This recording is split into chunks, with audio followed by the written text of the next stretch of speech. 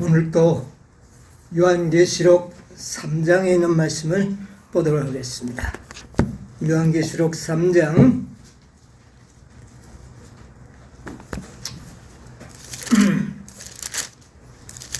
오늘은 6번째 교회, 빌라델비아의 교회에 대하여 좀 우리가 연구하면서 은혜를 받기를 원합니다.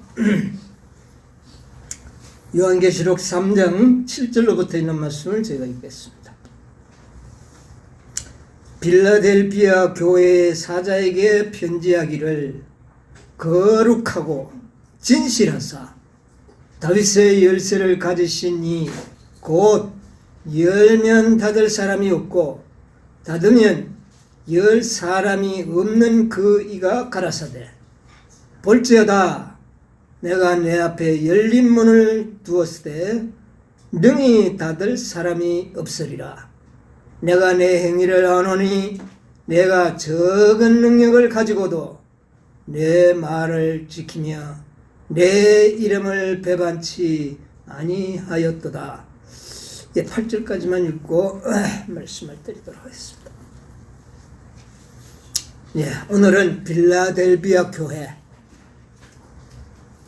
이제 시기가 많이 흘렀습니다.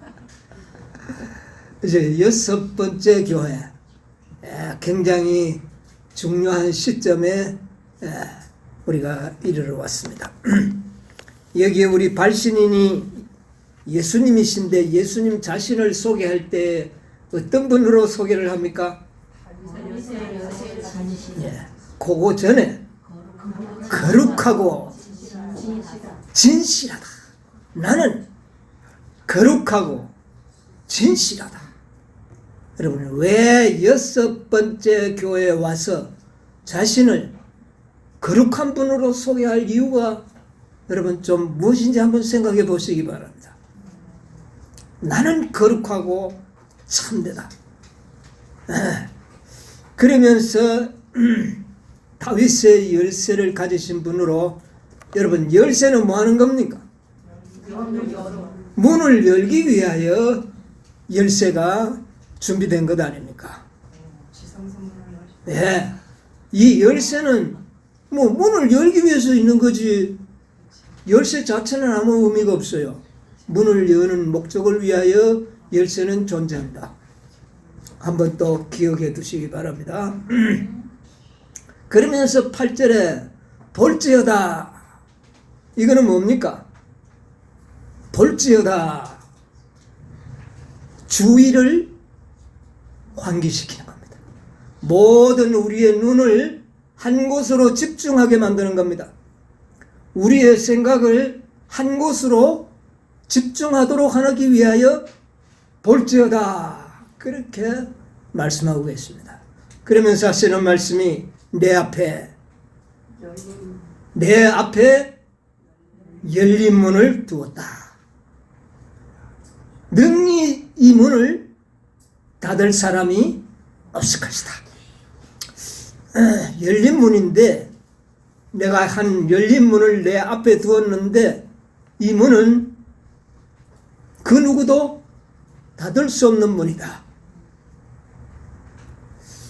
우리가 조금 생각을 해보면 누군가가 이 문을 닫으려고 시도하는 무엇이 있음을 좀 암시하는 의미도 내포되어 있지 않는가, 그렇게 생각을 합니다. 그래서 이 빌라델비아 교회는 굉장히 중요한 시기의 교회입니다. 열린 문을 두었다는 것을 여러분 마음에 기억하시기 바랍니다. 이 빌라델비아 교회는 1833년에서 그 다음에요 1844년 10년, 굉장히 짧은 시간입니다. 우리가 지나간 모든 5교회의 역사를 우리가 연구해 봤을 때 이 10년 동안의 교회, 이것을 한 시대의 교회를 대표하는 그런 교회로 말하고 있습니다. 빌라델비아. 자, 에베소 교회는 몇 년에서부터 몇 년이라고요? 에베소 교회 31년으로부터 100년까지 1세기. 그러니까 약 몇 년입니까? 70년에 한 해가 빠지는 해가 되겠죠. 69년의 역사를 기록하고 있고요. 그 다음에 서마나 교회는요, 100년에서부터 313년. 기간이 얼마나 됩니까? 213년. 예, 뭐 한 2세기가 넘어가고 있습니다. 그 다음에 버가모 교회는요, 313년에서 538년. 기간이 얼마나 됩니까? 예, 225년. 예, 200년이 조금 지나갑니다. 자, 그 다음에 두아디라 교회. 538년에서 1798년. 몇 년입니까? 이야, 이 두아디라 교회의 역사가 참으로 긴 역사를 가지고 있습니다. 사단이 통치하던 시간, 하나님께서요 10세기를 사단에게 뚝 띄워줬습니다. 네가 한번 해봐라. 하늘 정부보다 더 좋은 정부를 만들어 주겠다고 네가 하늘에서 공언했으니 한번 네 정부를 만들어 보라. 10세기, 1000년을 그에게 띄내어 준 겁니다. 자, 그 다음에 4대 교회. 1798년에서 1833년. 몇 년입니까? 시간이 많이 짧아졌죠. 한 36년?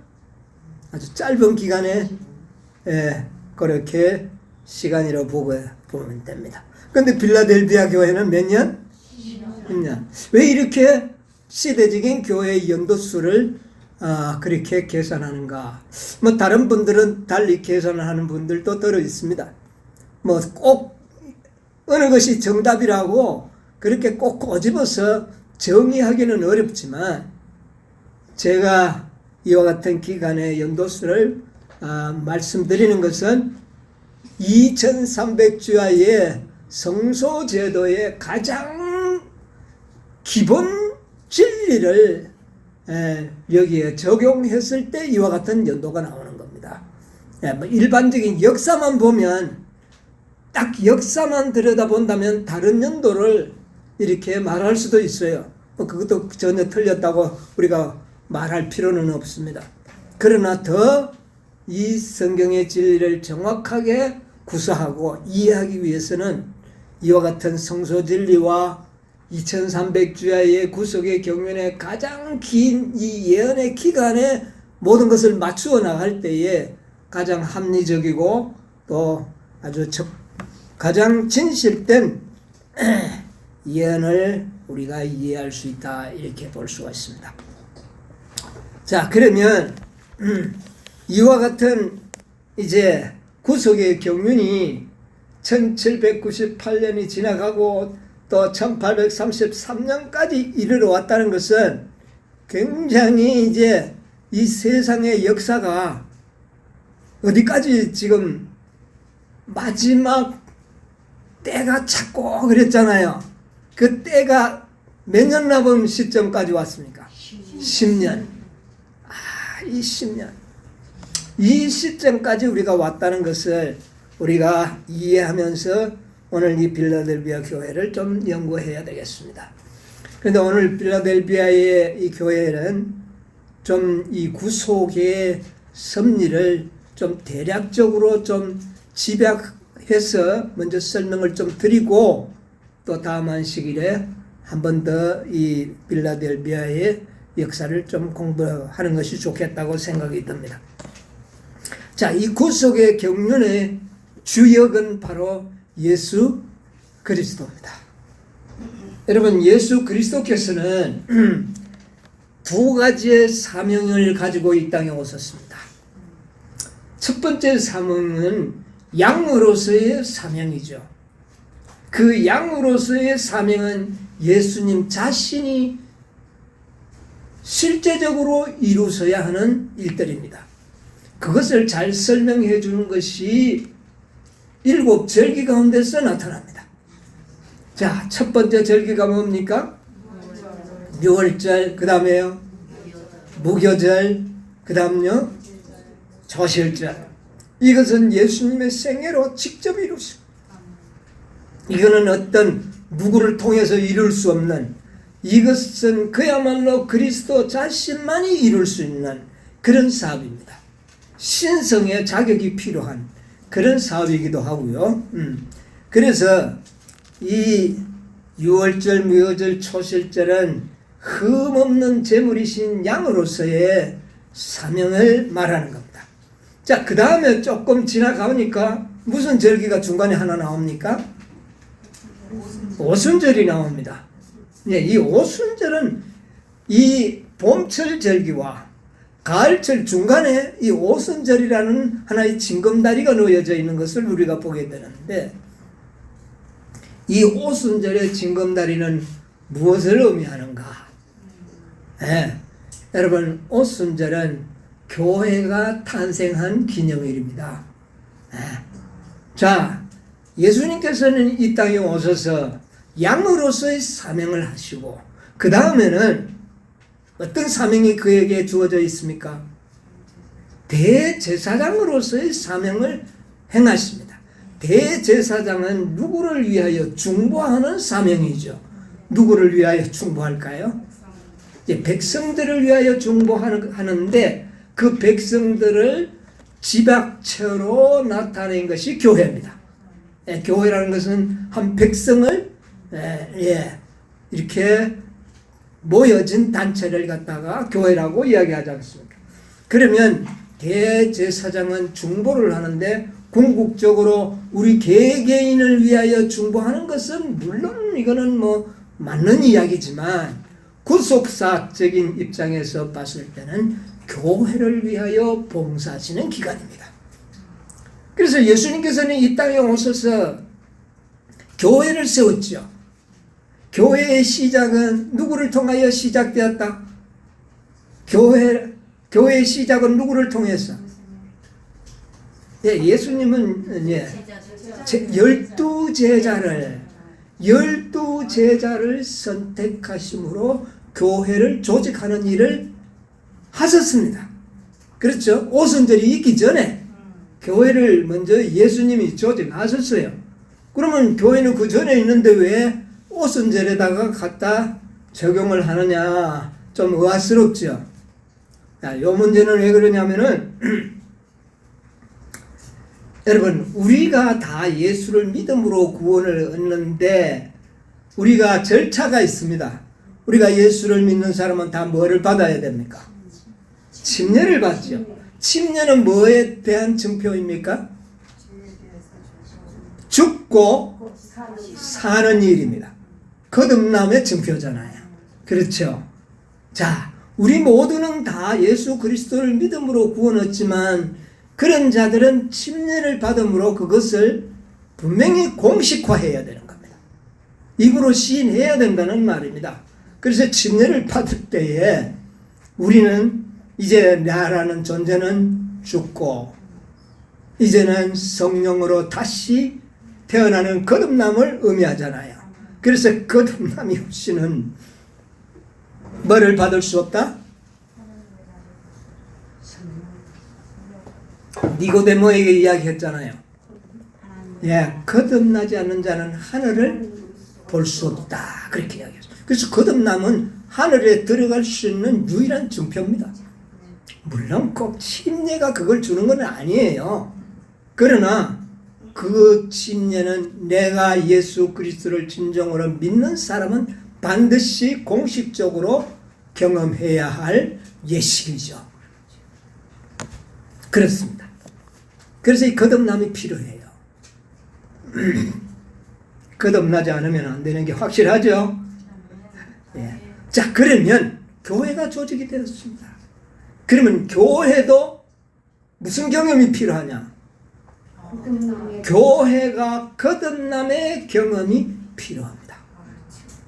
교회가, 조직은 그 전에 되었지만 우리가 예수 그리스도를 믿음으로 하나님과의 관계는 침례받기 전에 이미 맺어진 것이 사실이지만, 침례를 받는 것과 마찬가지로 교회도 예수님이 12 제자를 통하여 조직할 때에 이미 교회는 존재합니다. 그러나 그 교회가 공식적으로 존재하기 위해서는 거듭남을 받아야 되는 겁니다. 그 거듭남이 뭡니까? 이른비 성령으로 침례, 기름 부음을 받을 때에 교회가 뭐 되는 겁니까? 거듭 태어나는 겁니다. 이 교회가 거듭나야지만, 그 교회가 거듭남의 경험이 있어야지만 교회에 들어오는 영혼들을 거듭날 수 있도록 해줄 수가 있다. 만약에 교회가 그런 경험을 갖지 못한다면 어떻게 거듭나도록 영혼들을 인도할 수가 있느냐고 말이에요. 그래서 이것을, 교회도 반드시 거듭남의 경험이 필요하다, 이것을 여러분 이해하시게 되기를 바랍니다. 자, 여러분 요한복음 20장 16절로 17절의 주석을 한번 보도록 하겠습니다.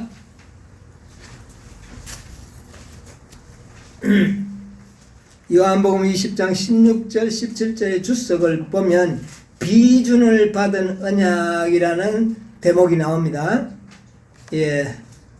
자, 예수는 아버지께서 그의 희생을 받으셨다는 것과 또 그의 백성들의 죄를 속하는 그의 속죄가 충분하고 넉넉하여 그의 피 공로를 힘입어 그들이 영생을 얻을 수 있다는 보증을 하나님께로부터 직접 받으실 때까지 그의 백성들의 경배를 받으려 하지 않았다. 예, 그 다음부터 잘 들으세요. 예수는 즉시 하늘로 승천하셔서 하나님의 보좌 앞에 나아가 그 이마와 손과 발에 있는 잔혹하고 치욕스러운 표를 보이셨다. 그러나 그는 영광의 면류관과 왕복을 받고자 하지 않았다. 그리고 또 아버지께서 그의 제물을 받으셨다는 것을 알려주실 때까지 그가 마리아의 경배를 거절하신 같이 천사들의 경배도 거절하셨다.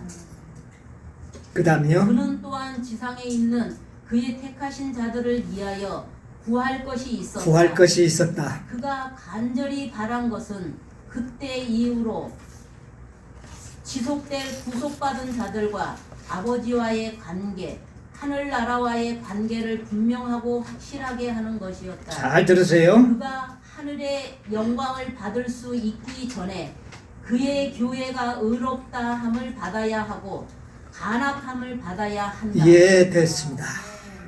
여기 뭐가 필요합니까? 교회가 의롭다 함을 받아야 되는 겁니다. 그래서 교회가 의롭다 함을 받는 그런 하나님의 그 보증을 받기, 비준을 받기까지는 천사들의 그 충생도 받지 않으셨다는 겁니다. 그러면 이 교회가 의롭다함을 받는 것이 얼마나 중요한가?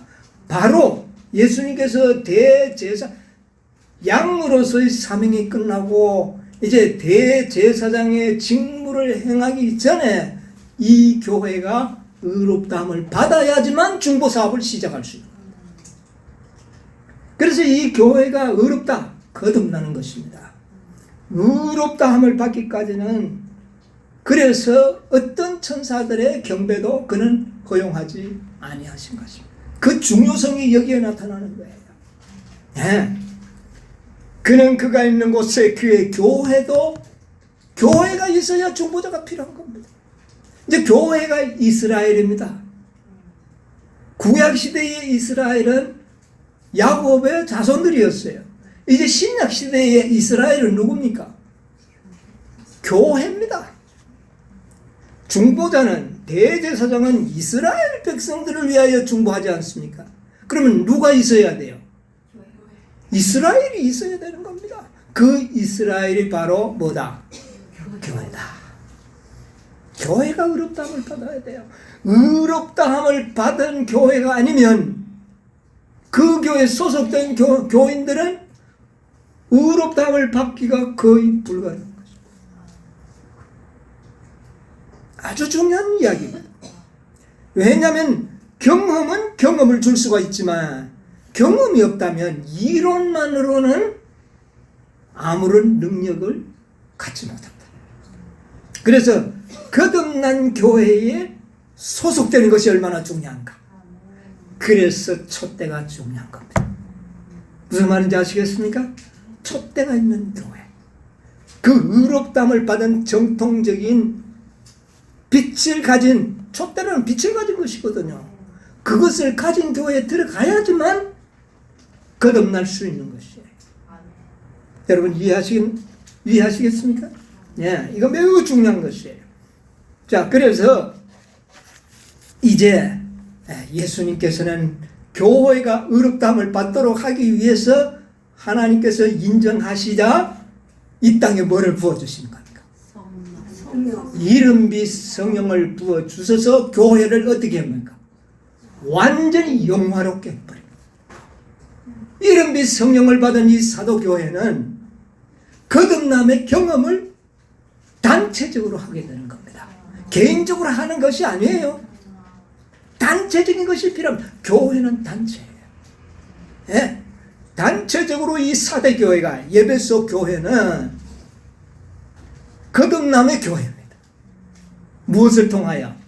이른빛 성령을 통하여 거듭난 교회가 바로 예배소 교회, 사도교회가 될 겁니다. 이제 분명한 교회 간의 그 의미를 여러분 잘 기억하셔야 돼요. 뭐 교회 하니까 이거 자꾸 헷갈리는데 반드시 거듭난 교회, 예, 그 정통적인 교회가 필요하다는 겁니다. 그것이 촛대로서 항상 관리되어 오는데 그 관리는 누가 하시느냐? 촛대 사이에 누가? 그리스도께서 거니신 것은 그 촛대는 사람이 아닌 예수님이 친히 관리하신다.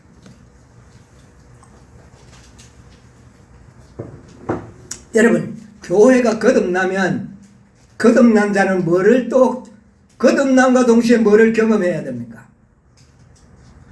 우리가 거듭나고 난 다음에 뭐를 경험해야죠? 어렵게 생각하지 마세요. 성화입니다. 거듭난 자는 뭐 되어야 됩니까? 성화돼. 거듭났는데 만날 그 자리에 있다. 이거는 죽은 겁니다. 생명은 자라나게 돼 있어요. 성화되어야 하는 겁니다. 여러분, 우리 개인적인 경험이 그렇죠? 우리가 거듭난 자들은 성화되는 경험을 자연스럽게 하는 겁니다. 이건 뭐 어떻게 누구의 말에 의해서 되는 게 아니라 진정으로 거듭난 자들은 성화되는 겁니다. 교회도 마찬가지. 그런데 성화를 시키는 주인공이 누굽니까?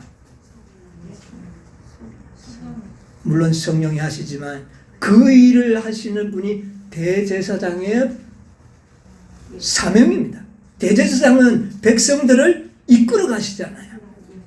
성화로 이끌어 가시는 분이 바로 그리스도인데 그가 대제사장의 직분을 통하여 그렇게 하는 겁니다. 어디까지 이끌어 가실까요? 이제 우리는 잘 알죠. 네.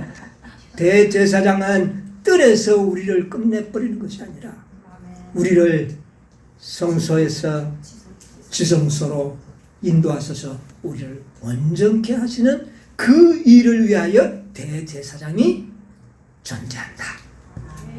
여러분, 이 교회 간의 목적을 교회의 목적을 잘 인정하셔야 돼요. 여러분, 사도행전 559쪽에 있는 말씀 하나 볼게요. 사도행전 559쪽.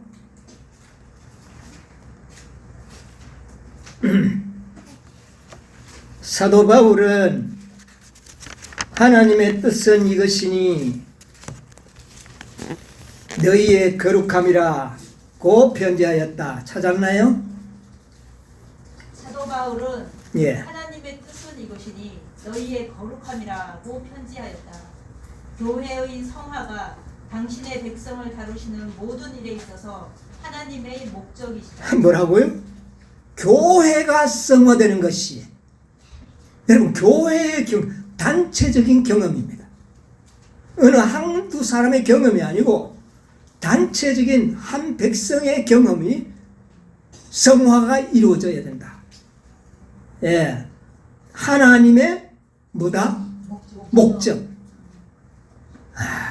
여러분, 우리는 뭐 교회는 뭐 그냥 교회대로 있고 그 다음에 내만 성화된다. 뭐 내 혼자 개인적으로 성화될 수 있어요. 그러나 그것은 하나님의 목적은 아닙니다. 그게 전부가 아니라는 겁니다. 뭐가 성화되어야 된다고요? 교회가 성화돼야 된다. 전체가, 백성 전체가. 저 사람은 되는데 저 사람만 형편없이 교회 왔다 갔다 해. 이래서는 안 된다는 이야기입니다. 예, 목적이시다. 하나님께서는 그들을 영원전부터 택하셔서 그들이 어떻게 해요? 거룩하게 될 수 있게 하셨다. 이게 바로 교회의 목적입니다. 거듭나게 하시고 또 교회를 성화케 하시는 겁니다. 자, 이런 여러 가지 관계를 잘 우리가 이야기해야 됩니다. 자, 보세요. 자, 우리는 지금 에베소 교회 시대에서 지금 빌라델비아까지 이르러 왔습니다. 그랬죠? 자, 에베소 시대에 거듭났습니다. 교회가. 그러면 서마나, 버가모, 두아디라, 사르데, 빌라델비아까지의 이 과정은 어떤 과정을 통과하는 것이 맞겠습니까? 성화입니다. 이 시대에는 하나님의 교회가 성화되어 그래서 성화는 경험이거든요. 경험이 성화되어 가야 되는 겁니다. 여러분, 서마나 시대에서부터 두아디라의 긴 시간 그리고 사대 시대를 거쳐옴으로써 교회는 말입니다. 엉망진창이 되고 세속화가 되고 타락하고 어떨 때는 배반하여 하나님을 대적하는 이런 과정에서도 거기에 나오는 하나님의 남은 백성들의 경험은 자라날까요? 안 자라날까요? 그들은 수많은 시간의 그 세월을 흘러오면서 경험이, 부모의 경험이 자녀들에게, 자녀의 경험이 또 그 자녀들에게 전수되면서 교회는 뭐 되어 가는 겁니까? 성화되어 가야 하는 것입니다. 그 성화의 가장 결정적인 모습을 빌라델비아 시대에서 보게 되는 겁니다.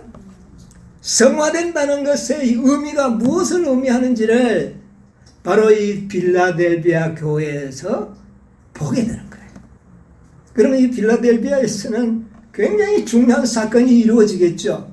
그러나 그것이 그리스도께서 대제사장으로서의 당신의 백성을 인도하시는 섭리를 보여주는 거예요. 네. 그런데 보세요. 이 교회가 성화되는데 가시적인 교회다. 여러분, 가시적인 교회가 뭡니까? 눈에 보이는 교회. 여러분, 교회가 두 종류의 교회가 있다는 것을 여러분 염두에 두지 않으면 여러분 헷갈려서 진리를 찾기가 불가능합니다. 첫 번째는 가시적인 교회가 있습니다. 에베소 교회는 어떤 교회였습니까? 가시적인 교회. 이름 및 성령을 받고 세상에 두드러지게 보이는 교회로 등장했지 않습니까? 에베소 교회가. 그랬죠? 그러나 서마노, 버가모, 두아디라를 거쳐면서 이 보이는 교회는 점점 어떻게 됐습니까? 역사를 보니까 타락하고 또 세속화되고 나중에 결국은 두아디라 시대에 왔을 때 이 가시적인 교회는 교회가 하나님을 배도하여 자기가 하나님이라고 하는 배도하는 교회로 딱 나타납니다. 무슨 교회가? 가시적인 교회가, 가시적인 교회는 사단의 집중 공격을 받고 이 두아디라 시대에 왔을 때는 완전히 하나님의 교회가 아닌 사단의 교회로 바꾸어져 있었다. 무슨 교회가? 가시적인 교회. 그런데 하나님께서는 이런 가시적인 교회는 비록 이렇게 되었지만 눈에 보이지 않는 무형적인 교회는 성령이 친히 인도하시는 교회는 성화의 경험을 하고 있었다고 말합니다. 그래서 이 두 무리들을 잘 여러분 머릿속에 기억을 하셔야 돼요. 자, 지금 예배소 가시적인 교회는 두아디라에 왔을 때 사단의 교회로 탈바꿈되어 있었죠. 그게 예언되어 있었던 겁니다. 그래서 천주교회는 베드로가 일대 교황이라고 그럽니다. 맞아요. 가시적인 교회의 정통은 천주교회가 이어온 겁니다. 가시적인 교회. 그러나 하나님께서는 그 가시적인 교회를 사단의 교회라고 못 박아버려요. 두아데라 시대에는 사단의 교회. 자, 그 다음에 이제 하나님께서는 이런 식으로 놔둬서는 안 되잖아요. 그래서 개혁자를 별들을 보내고 사자를 보내서 일으켜서 세운 교회가 가시적인 교회로 드러나기 시작합니다. 무형교회가 이제 가시적인 유형교회로 드러나는 겁니다. 그것이 개혁자의 시대다. 그래서 개신교회는 마틴 루터부터는 어떤 교회가 나타납니까? 가시적인 교회가 나타납니다. 네. 또 웨슬리 같은 분들이 나타나서 가시적인 교회를 더욱 성화시켜 나가는 이런 과정을 보게 되는 겁니다. 이제 하나님께서는 이제 반격을 하기 시작하는 겁니다. 구속의 경륜에 이것이 예언되어 있어요. 1260년을 사단에게 내어줄 것을, 교회를 사단에게 내어줄 것을 예언되어 있지 않습니까? 그 다음부터는 성속 회복 운동이 일어날 거예요. 예언되어 있지 않습니까? 자, 그래서 이제 이 교회가 이제 가시적인 교회로 이 세상에 나타나는데 그 교회가 사대교회부터입니다. 사대교회. 자, 아까 가시적인 교회에 대해서 제가 예언의 신의 소스를 하나 여러분에게 드리겠습니다. 교회 증언 5권 619페이지 가운데 보면 이런 말씀을 하셨습니다. 우리의 빛은 흑암 속에 있는 자들의 길을 밝혀주기 위하여 비춰져야 한다. 가시적인 교회의 교인들로서, 여기 가시적인 교회를 이야기합니다. 교인들로서, 주님의 포도원에서 일하는 일꾼들로서, 그리스도인이라고 공언하는 모든 사람은 교회 내의 평화와 화목과 사랑을 유지하기 위하여 최선을 다해야 한다. 여러분, 가시적인 교회도 누가 세우는 겁니까? 하나님께서 세우시는 겁니다. 그래서 그런 가시적인 교회를 세울 때에 모든 교인들은 이 교회를 위하여 어떻게 해요? 이 교회가 하나님의 뜻대로 잘 되기 위하여 최선의 협력을 다해야 된다. 그래서 예언의 신에 보면 교회를 협력하지 않는 자들은 아주 책망의 말씀이 많이 나와 있지 않습니까? 그걸 갖다가 오늘날 타락한 많은 교회들이 인용하고 있어요. 그 말이 말씀 자체가 틀린 것은 아닙니다. 그런데 그것을 언제 어디에 적용하느냐, 이것이 이제 달라질 뿐이지 말씀은 맞아요. 그거 부인하면 안 됩니다. 자, 그래서 가시적인 교회를 하나님께서는 일으켜서, 하나님께서는 그냥 12제자 그냥 해가지고 음성적으로 나가는 게 아니라 온 세상에 보도록 성령을 부으셔서 가시적인 교회를 나타내시는 건다, 이 말입니다. 그 일을 두아디라 시대 이후에 사대교회에서 그 일을 하나님은 또 한 번 하시는 겁니다. 개혁자들을 통하여 이 지상에 가시적인 교회를 여러 곳에 세우게 되는 거예요. 자, 이런 구속의 섭리를 이런 기회를 통해서 우리가 이해하고 넘어가는 것이 참으로 중요합니다. 자, 그러면 이런 종교 암흑 시대에 가시적인 교회가 배도하고 타락한 이런 때는 하나님께서는 남은 무리, 그들을 갖다가 참교회라고 부릅니다. 그래서 참교회가 있다면 거짓교회도 있다는 것을 우리는 동시에 이해할 수 있지 않습니까? 가시적인 타락한 교회도 하나님의 교회로 명목상은 불러지지만 아니라는 것이죠. 참 교회는 그래서 대쟁투 64쪽에 보면 왈덴스인들을 일컬어서 그들을 무슨 교인이라? 참 교인이라 그렇게 말합니다. 64쪽에 시간이 없어서 다 읽지 않고 제가 대목만 읽어드리겠습니다.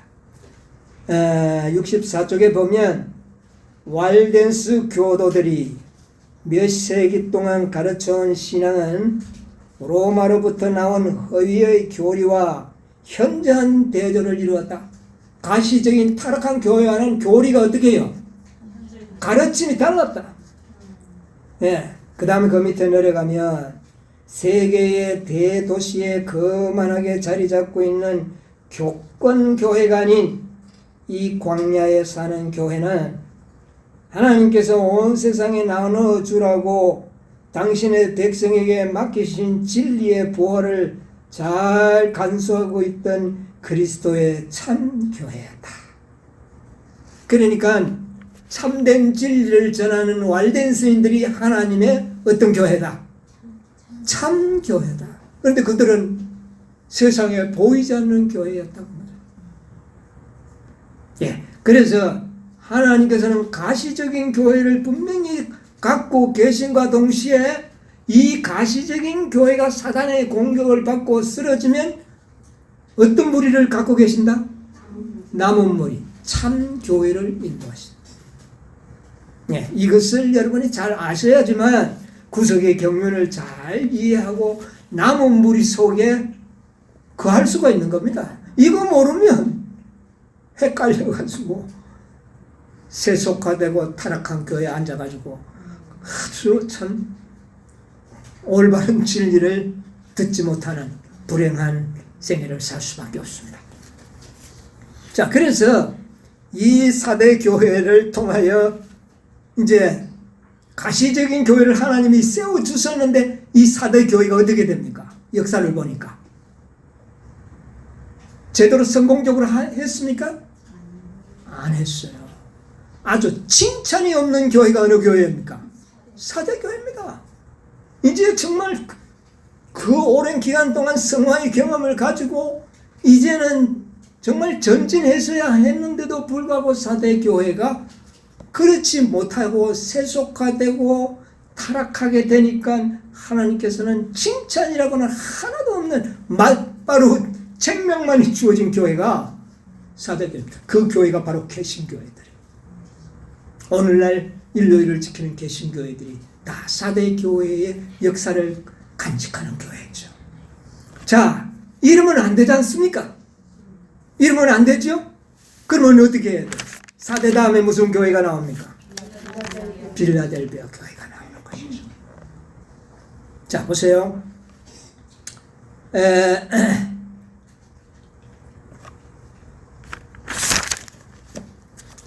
초기문집 227쪽 28쪽 지난번에 제가 읽어드렸는데 이 4대 교회가 가시적인 교회는 이제 두아디라 다음에 가시적인 교회는 개신교회 4대 교회입니다. 시대적으로. 그런데 그 교회가 어떻게 되었느냐? 교역자들은 중간에 밑에 보면 교역자들은 육적인 신자들의 비위를 맞추기 위하여 무난한 것들을 설교한다.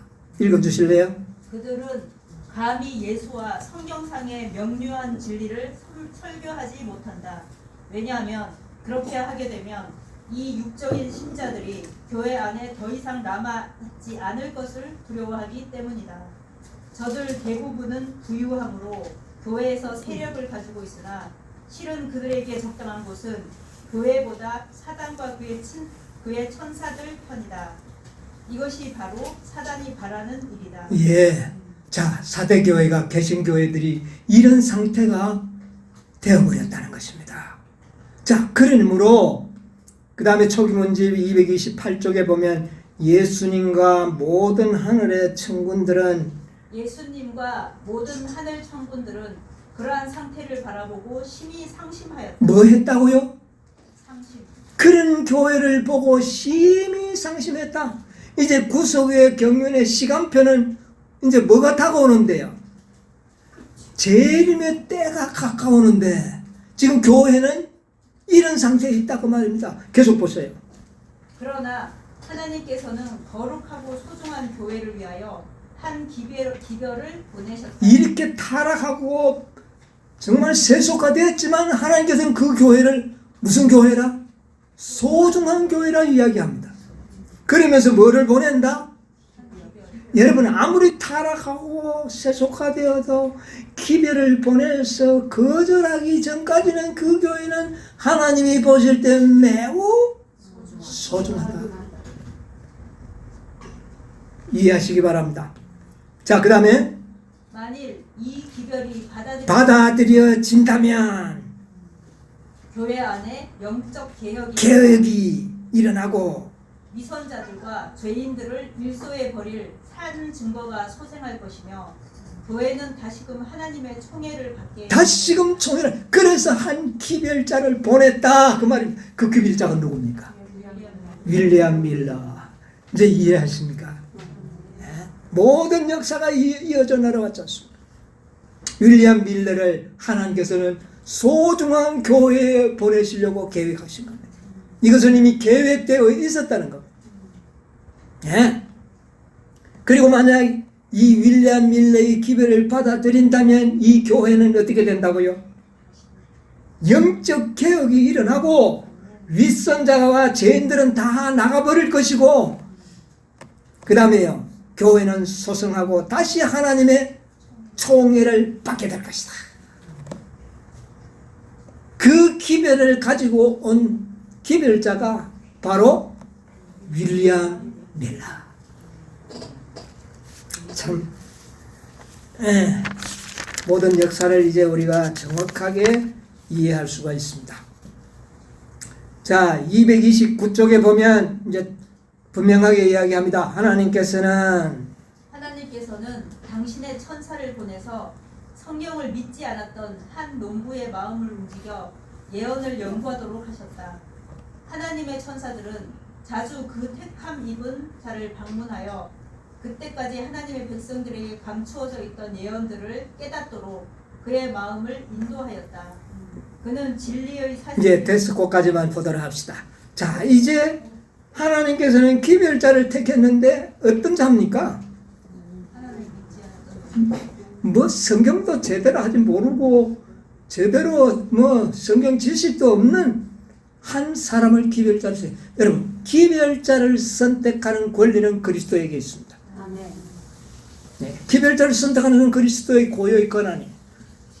그러므로 꼭 목사들 중에서 장로들 중에서 기별자를 택하지 않습니다.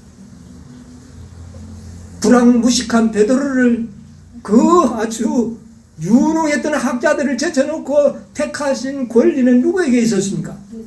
예수님에게 있었듯이 이때도 바로 뭐 농부에 불과했던 그때 당시로는 그런 한 사람을 일깨워서 성령으로 일깨워서 기별자로 삼았다.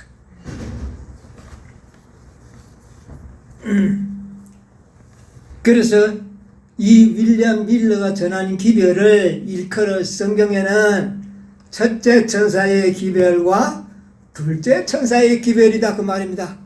이것이 바로 요한계시록 14장 6절로 7절에 나오는 한번 읽어볼까요? 우리 아는 말씀이지만 한번 의미를 새롭게 하기 위해서 6절 8절에 뭐라 그랬어요? 14장 계시록 또 보니 다른 천사가 공중에 날아가는데 땅에 거하는 자들 곧 여러 나라와 족속과 방언과 백성에게 전할 영원한 복음을 가졌더라. 그 다음에 8절요. 또 다른 천사 곧 둘째가 그 뒤를 따라 말하되 무너졌도다 무너졌도다 큰 성 바벨론이여. 자, 그러니까 첫째 둘째 천사의 역할을 누가 한 겁니까? 윌리엄 밀러. 하늘을 날아가는 천사로 상징된 겁니다. 이 기별을 통하여 빌라델비아에 주어진 기별이 바로 이겁니다. 예수님께서는 계시록 3장 7절에 보면 무슨 열쇠? 다윗의 열쇠. 와, 다윗의 열쇠입니까? 사울의 열쇠가 아니고. 다윗은 만왕의 왕으로 상징이 되고 만왕의 왕의 실제는 누굽니까? 예수 그리스도죠. 필라델피아에는 이 시대를 거치면 이제는 만왕의 왕이 등극할 수 있는 그런 시기다라는 것을 암시하고 있는 겁니다. 1844년이면 예수님이 뭐 될 수 있는 때입니까? 만왕의 왕이 될 수 있는 그런 때가 왔는데 그 일이 있기 전에 열쇠를 가지고 하나의 뭐를요? 문을 열어야 된다 그 말입니다. 그 문이 무슨 문일까요? 지성소의 문이다 그 말입니다. 이 지성소의 문을 첫째 천사와 둘째 천사는 지성소의 문을 열기 전에 반드시 필요한 절차입니다. 왜냐하면 지성소는 뭐가 용납되지 않는 죄악이 용납되지 않는 거룩한 곳 중에 가장 거룩한 곳입니다. 그러므로 그곳에는 죄가 용납될 수 없어요. 하나님의 영광이 존재하는 겁니다. 그러면 이제 그 문을 열면 하늘의 영광이 쏟아져 내려올 텐데 그 영광을 견디기 위해서는 무슨 작업이 필요하나요? 당신의 백성을 어떻게 만들어야 돼요? 완전히 정결하게 만들어야 돼요. 정결하게 만드는 기별. 첫째 천사, 둘째 천사의 기별은 당신의 백성을 순결하게 만드는 기별이에요. 왜냐하면 열린 문을 통하여 어디로 들어가야 되기 때문에 지성소로 들어가기 위해서는 그 백성은 정결하게 되어야 합니다. 그래서 우리 윌리엄 힐러의 가르침은 99%는 맞았지만 하나가 틀렸지 않습니까? 그 실망을 통하여 실망을 하도록 그대로 내버려 둔 겁니다. 그 목적은 뭐냐? 그 실망을 당하도록 하지 않으면 당신의 백성을 단체적으로 정결하게 만들 방법이 없었어요. 인간적으로. 그래서 하나님께서는 인간적인 실수를 버려둠으로 한 백성을 단체적으로 정결하게 만들어요. 여러분 개인적인 회개는 언제든지 합니다.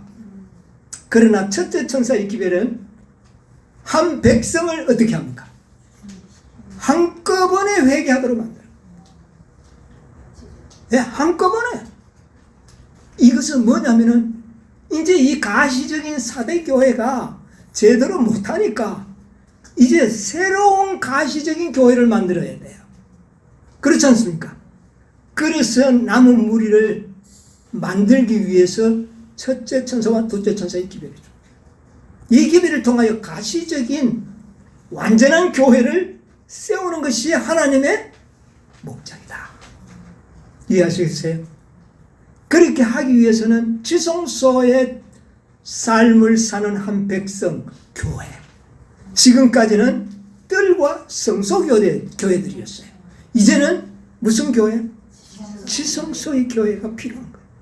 그걸 위하여 첫째, 둘째 천사의 기별은 한 백성을, 개인이 아닙니다. 한 백성을 정결케 만들어요. 첫째 천사의 기별을 통하여 사람들이요 얼마나 깊은 회개를 하는지 모릅니다. 왜? 내일 모레 누가 오니까요? 예수님 오는데 죄를 간직하고 있을 수 있나요? 그 기별을 믿는다면은 모두가 다 회개하는 겁니다. 자, 시간이 좀 지나가는데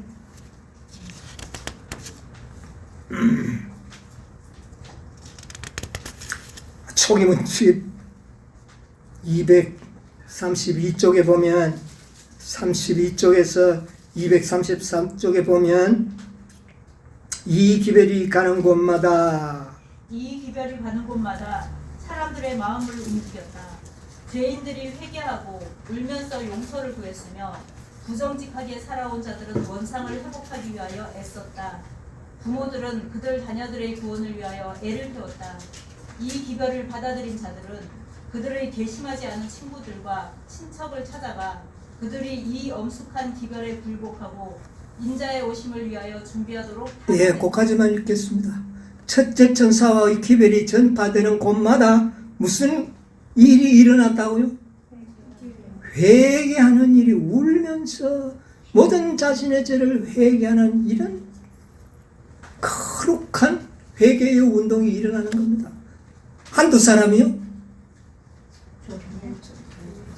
한 교회가 이런 교회를 하나님께서는 만들려고 하는 겁니다. 여러분, 교회 전체가 정결하게 될 수 있다는 증거입니다. 기별을 동시에 우리가 잘 받아들이면 한두 명이 정결해지는 것이 아니라 모두가 정결해질 수 있다는 경험을 증표가 바로 여기에 나타납니다. 한 백성이 정결해져 버리는 거예요. 예. 그러니까 요런 중요한 내용은 다음 시간에 또 제가 말씀을 드리도록 하겠습니다. 어쨌든 정결해져야지만 어디에 들어갈 수가 있습니까? 지성소. 지성소의 빛을 받을 수가 있는 겁니다. 자,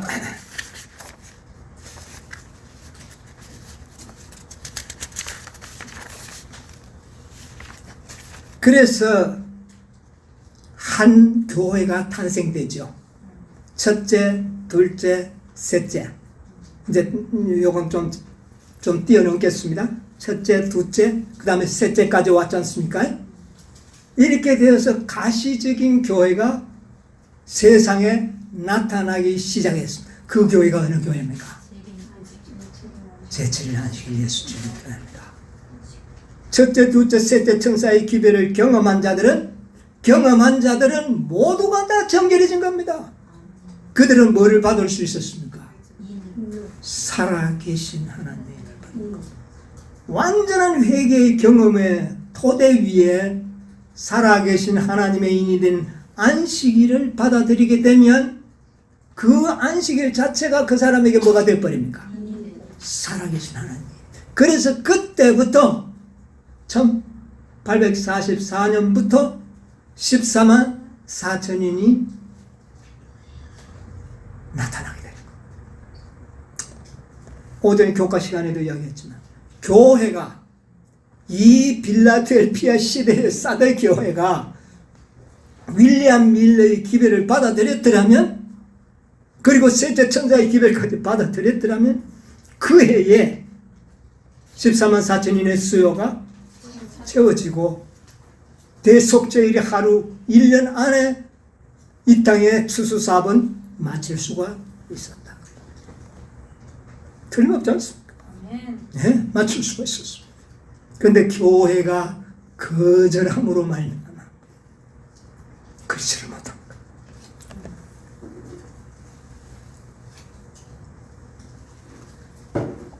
그러나 어찌되었든 일곱째 교회는 그때부터 탄생이 됩니다.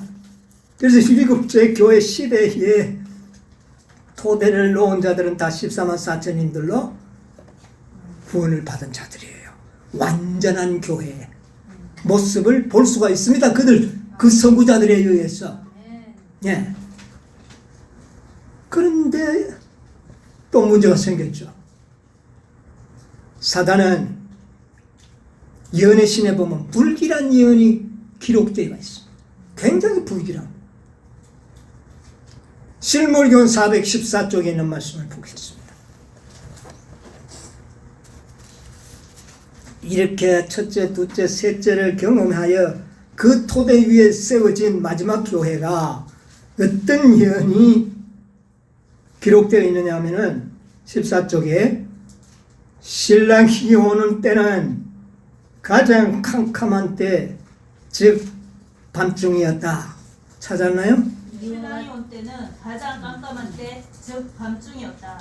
이와 같이 그리스도의 재림도 이 지상 역사의 가장 캄캄한 재림도 바로 이런 때 온다 그랬죠? 예. 노아와 롯 시대의 형편은 인자가 오기 직전의 세상 형편을 잘 묘사하고 있다. 이 시대를 예언하는 성경절들은 사단이 모든 힘과 불효의 모든 속임으로 활동할 것을 말하고 있다. 그의 활동은 마지막 날에 급속도로 증가하는 어둠과 오류와 이단과 위혹으로 명백해지고 있다. 사단은 단지 자, 세상을 잘 들으세요. 예. 사단은 단지 세상을 사로잡을 뿐만 아니라 세상도 사로잡을 뿐만 아니라 그의 속임수로 우리 주 예수 그리스도의 교회라고 자처하는 교회들을 암암리에 부패시키고 있다.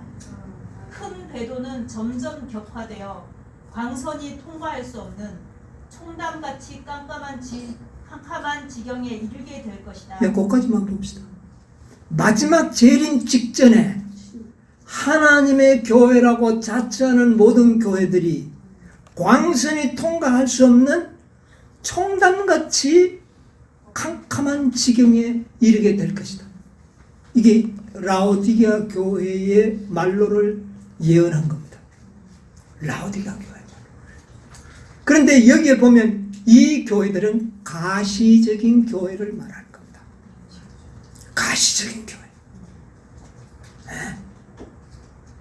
이 가시적인 교회들은 이 진리의 광선이 통과할 수 없을 정도로 사단의 깊은 기만에 빠져들 것을 이야기합니다. 어느 교회가? 가시적인 교회. 여러분 이걸 잘 기억하세요. 자, 그런데 성경에 보면 이런 말씀이 있습니다. 사도행전 54쪽.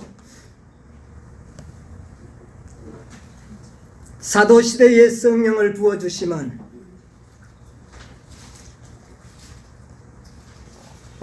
사도행전 54쪽 밑에 보면 사도시대에 성령을 부어주심은 이른비 혹은 먼저의 비의 시작이었고, 찾았나요? 54쪽. 예, 50쪽. 예, 읽으세요. 사도 시대에 성령을 부어주시면 이른 비 혹은 먼저 비의 시작이었고 그 결과는 영광스러웠다.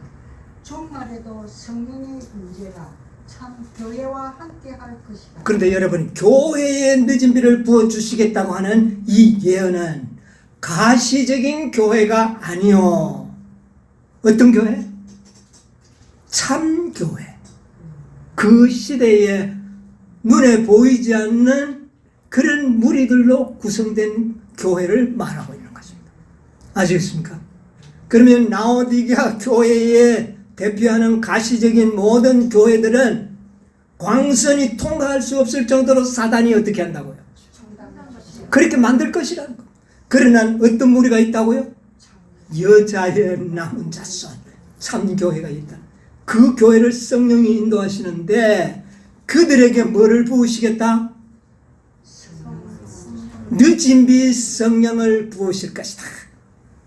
자, 이른 비 성령을 받기 전까지의 교회는 불황무식한 12제자와 불과 120명의 신도로 구성된 그 시대의 교회라고 말하기에는 택도 없이 부족한 그런 무리들로 참교회는 구성되어 있었습니다.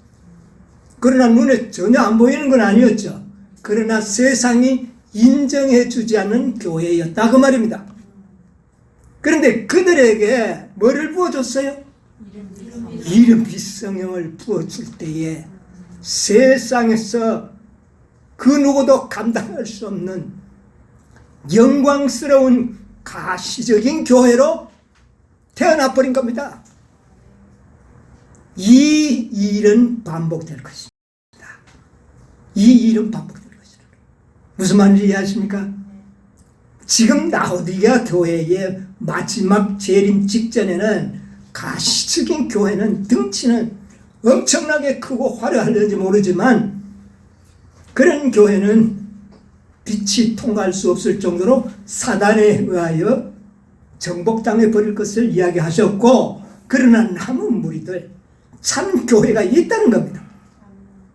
12제자와 불과 120명의 문도처럼 세상에 인정받지 못한 단체 있다는 겁니다.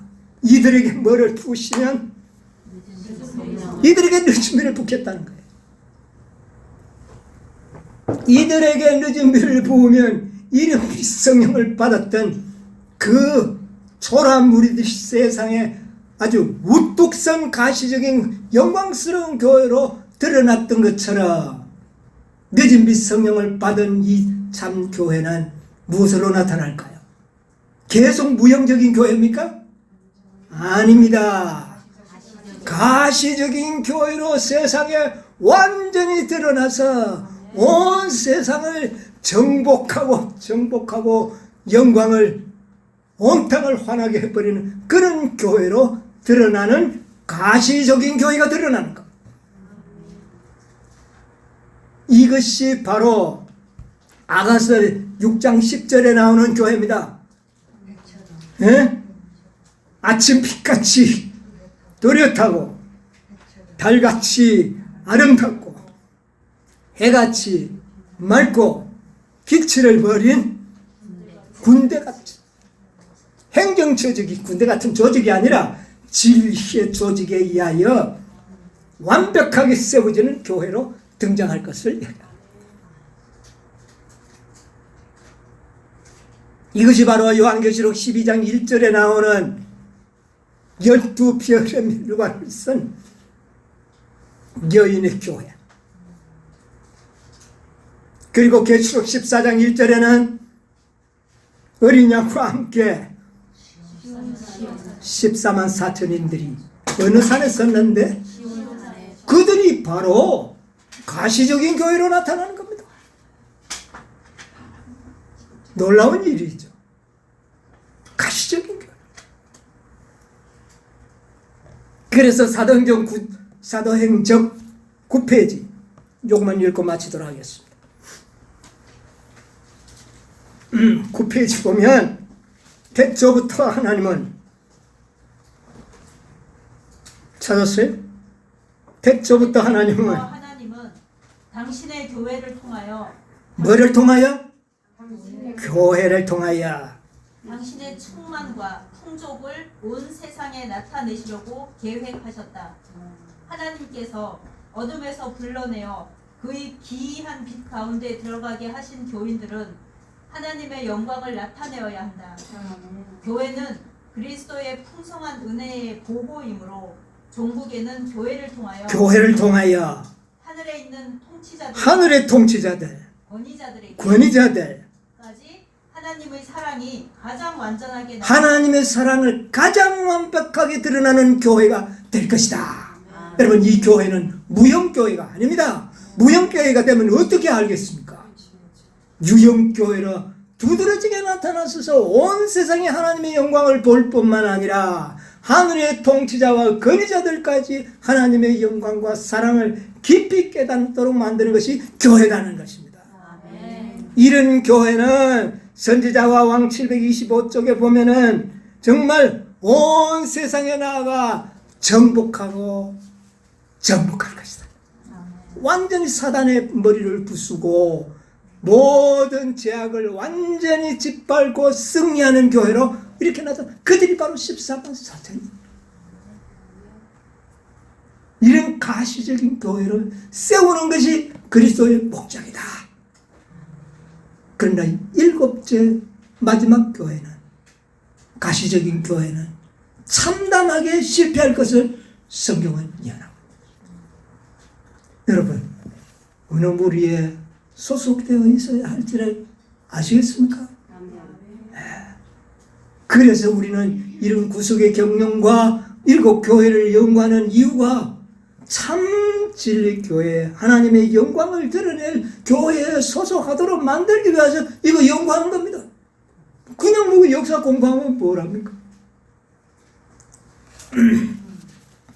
그리하여 한 백성을 하나님께서는 흠과 점이 없는 그런 백성 만들고, 입에 거짓이 없는 백성들 만들고, 그 다음에 죄가 우리의 심령 속에 도말되도록 만들고 그리하여 늦은 빛 성령을 부어서 하나님의 영광을 드러내려고 하는 것입니다.